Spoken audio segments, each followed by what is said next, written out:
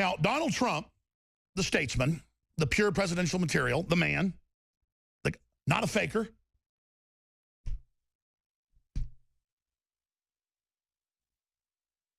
It's like David fighting Goliath.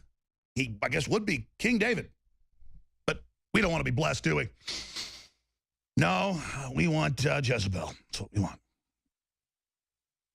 And boy, if she doesn't fit the bill of Jezebel, perfectly tailored, nobody does. He goes to Mexico, and I said yesterday, and Trump didn't get this from me, Trump understands the battle better than I do. And I said, we don't know what he's going to say in Mexico. There's a big news item. No one knows what he's going to say. And I said yesterday, over and over again, I said he goes down there, he needs to say, let's fight the New World Order and globalism together. Let's come together. Let's defeat this. Let's not be controlled by multinationals. Let's have America and Mexico neighbors team up to build each other up. Same thing he's saying to Russia. And they took this olive branch, and the media spun it that it was a horrible thing. And he did say, I'm sovereign. You're sovereign. America's sovereign. We can't do this. People just can't come over to Mexico and do whatever they want. And it's the same thing here. You know that's common sense. He talked to the public. He talked to the Americans, the people of the world, but directly to the Mexicans, and said, I don't think you're stupid. I'm not going to dumb this argument down. Here is Donald Trump's address in Mexico yesterday before he got on a plane and went and gave a bunch of other speeches. Here's this. Let's now hear the words of the Republican candidate to the presidency of the United States of America, Mr. Donald Trump.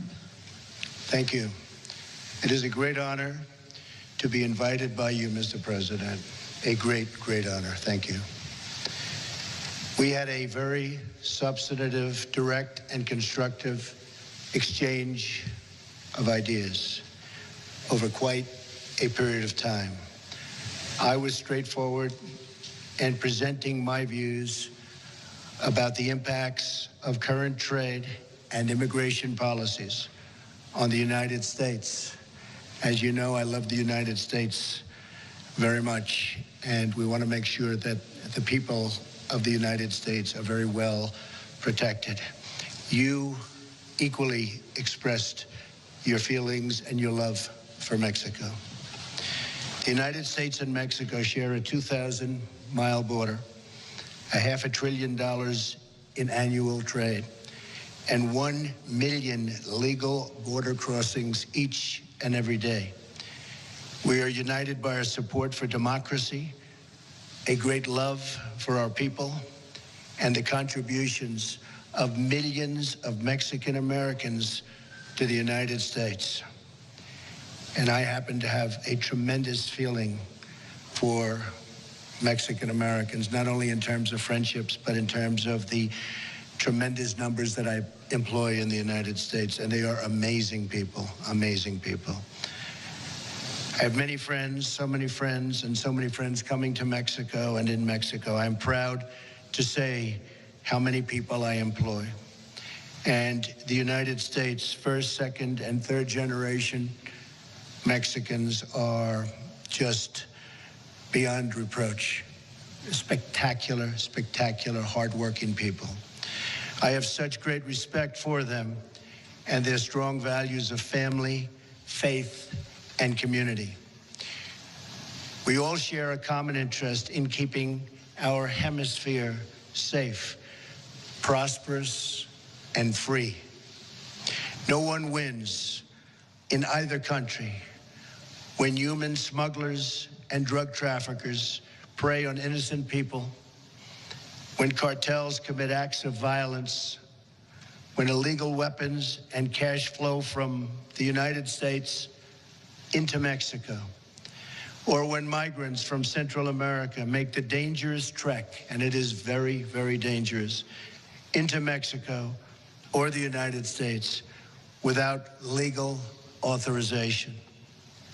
I shared my strong view that NAFTA has been a far greater benefit to Mexico than it has been to the United States, and that it must be improved upon to make sure that workers, and so important, in both countries benefit from fair and reciprocal trade. I expressed that to the United States and in that of the United States that we must take action to stem this tremendous outflow of jobs from our country. It's happening every day. It's getting worse and worse and worse, and we have to stop it. Prosperity and happiness in both of our countries will increase if we work together on the following 5 shared goals.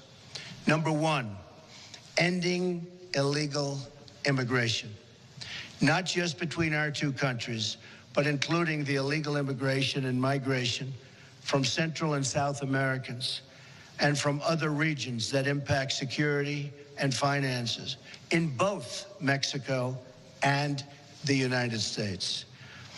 This is a humanitarian disaster. The dangerous treks, the abuse by gangs and cartels, and the extreme physical dangers. And it must be solved. It must be solved quickly.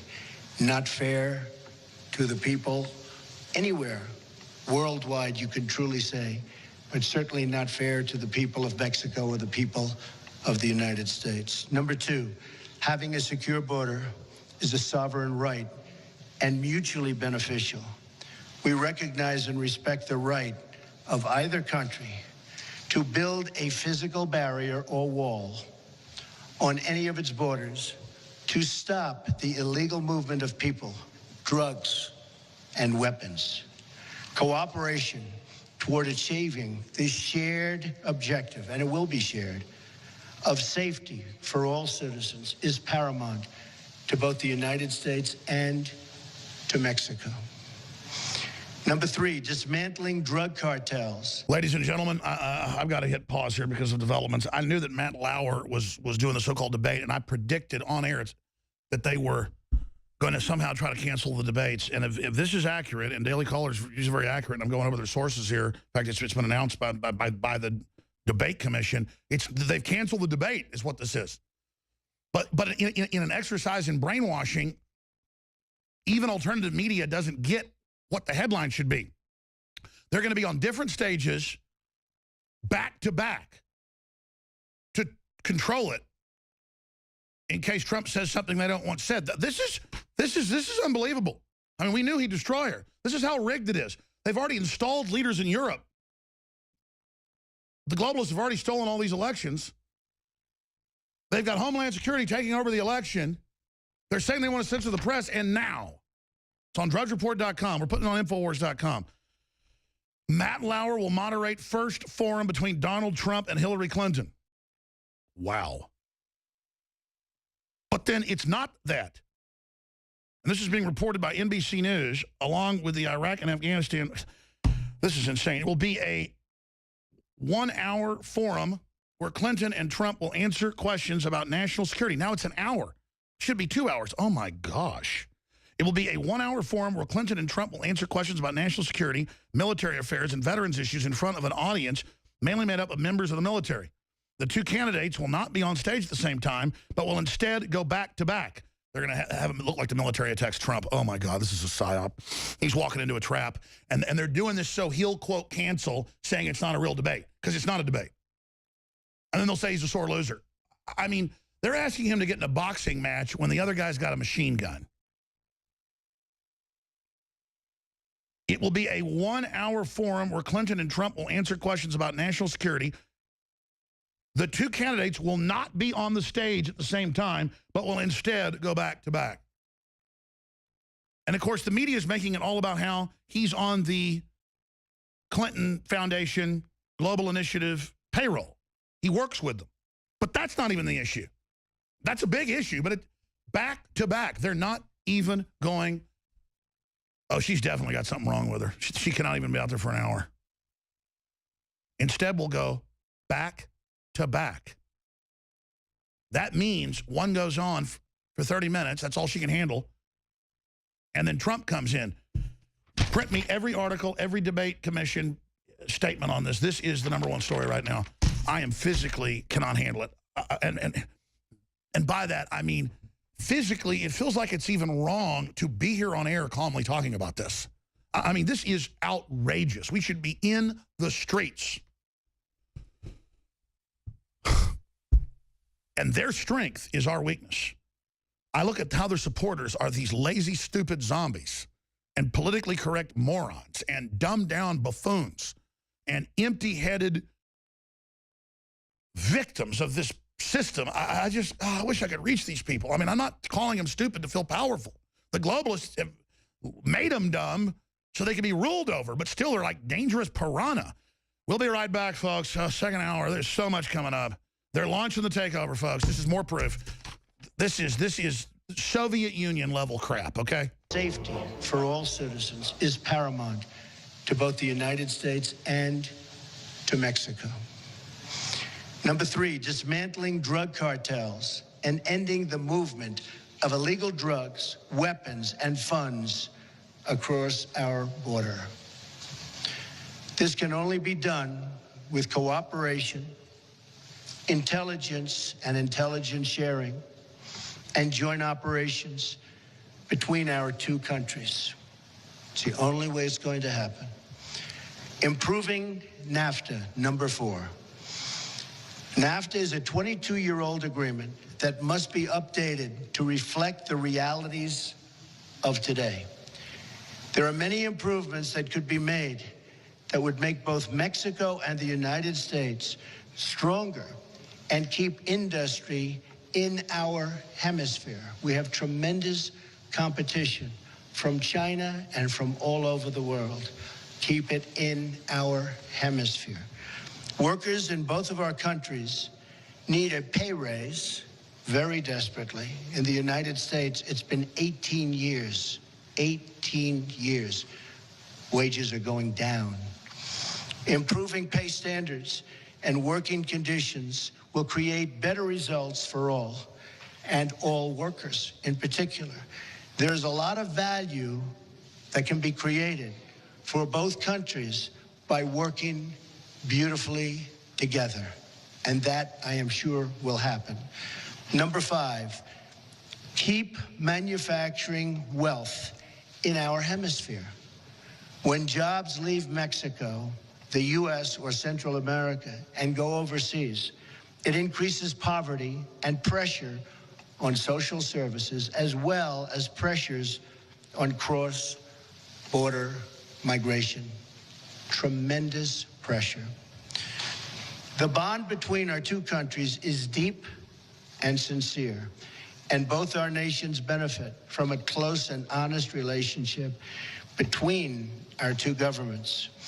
A strong, prosperous, and vibrant Mexico is in the best interests of the United States and will keep and help keep for a long, long period of time America together. Both of our countries will work together for mutual good, and most importantly, for the mutual good of our people. Mr. President, I want to thank you. This has been a tremendous honor, and I call you a friend. Thank you. That was a very, very serious olive branch. It was common sense. It's what Trump really represents. But when America's been walked all over, I mean, there are more Chinese a week coming in than there are Mexicans, and they admit they come here, and CNN reports on like it's a good thing, to have babies free and to get citizenship. And the articles, when you read them, say, strangely, it's mainly wealthy Chinese. Well, yeah, we've got better hospitals. And you just come on a couple-month vacation, and you have your baby, and it's all paid for. And then the baby's a citizen. Nobody else lets you do that. But Germany and places like that, because they're absolutely trying to bankrupt and create division. That's wrong. I can't go to China and get stuff free. It's not racist. And I'm not even going to play race card on that issue. I mean, I could. Like, I'll hypothetically play it. And I'm not racist against Asians. My sister's Korean, adopted. I love Asians. Of course I do. The point is, I don't have to sit there and preface it with that. You know, I show up in China and say I'm having my baby free, they would arrest me. If you smart off the Chinese police, they cut your testicles off in the street. Seriously, look it up. They just walk you over, cut your testicles off. That's what they do. Look it up.